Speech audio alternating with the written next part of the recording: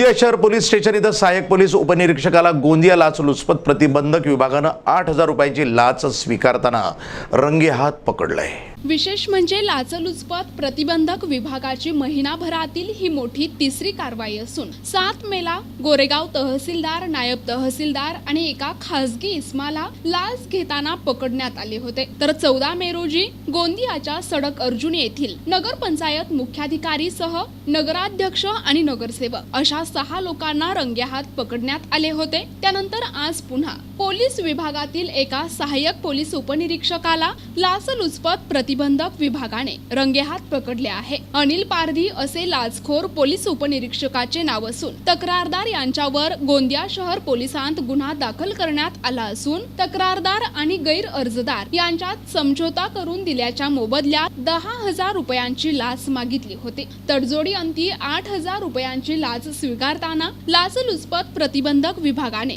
सहाय्यक पोलीस उपनिरीक्षकाला रंगेहात पकडले असून गोंदिया शहर पोलीस स्टेशन या ठिकाणी गुन्हा नोंद करण्याची प्रक्रिया सुरू आहे। प्रतिनिधी राधाकिसन चुटे, NTV न्यूज मराठी, गोंदिया।